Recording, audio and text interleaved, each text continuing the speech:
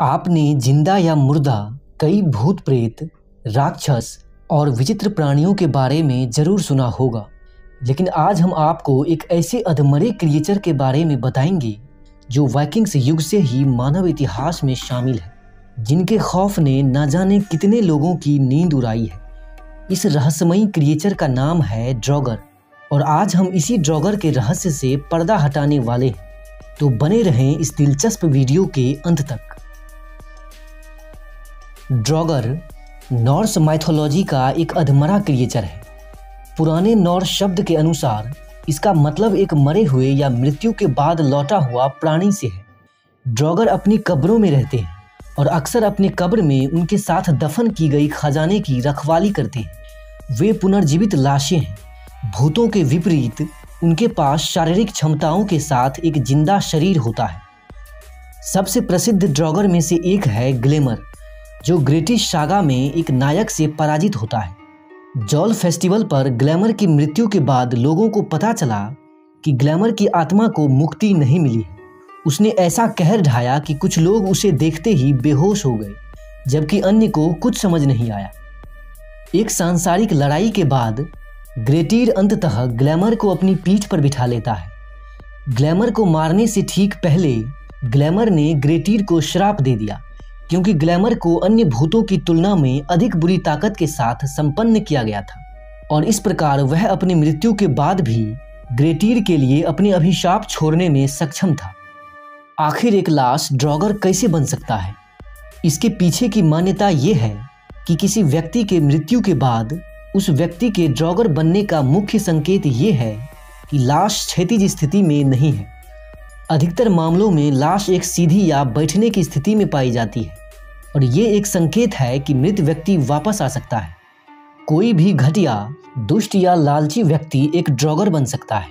जैसा कि अरमान में उल्लेख किया गया है कि अधिकांश मध्ययुगीन आइसलैंडिक भूत दुष्ट लोग हैं।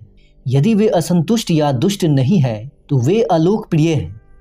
ये प्रमुख तरीका है कि ड्रॉगर को भूतों से अलग समझा जाता है, क्योंकि कोई भी व्यक्ति भूत बन सकता है। कई पश्चिमी पौराणिक कथाओं में भूत आमतौर पर अधूरी इच्छा वाले लोग होते हैं या जो बहुत ही दुष्ट होते हैं। उनकी आत्मा उनके रहने के स्थान पर प्रभाव डालती है। भूत और ड्रॉगर मृत्यु के निर्धारित मार्ग का पालन करने से इनकार करते हैं।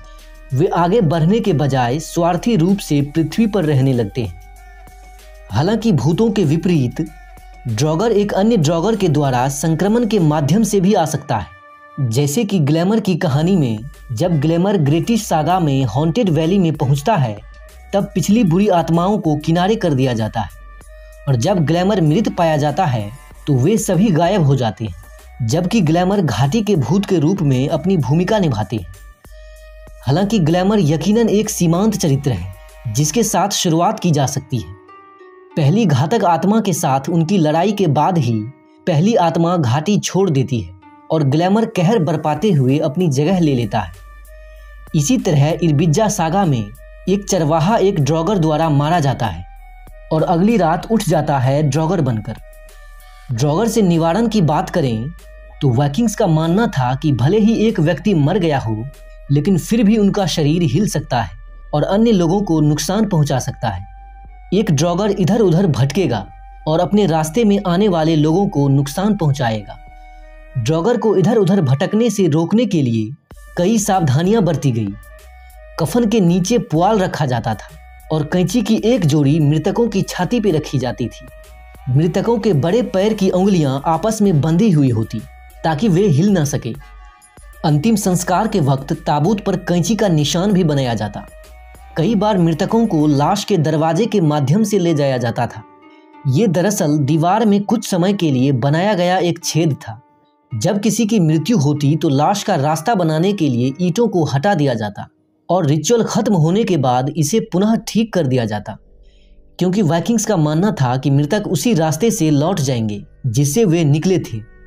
जब मृतक को कब्रिस्तान में दफनाया जाता तब एक और अनुष्ठान किया जाता, जिसमें एक शक्तिशाली आदमी मृतक को ताबूत में बांधने के लिए जादुई शब्दों का प्रयोग करता। उम्मीद है आपको ये वीडियो पसंद आई होगी। ऐसी ही और आगामी वीडियोज़ के लिए हमें सब्सक्राइब जरूर करें। धन्यवाद।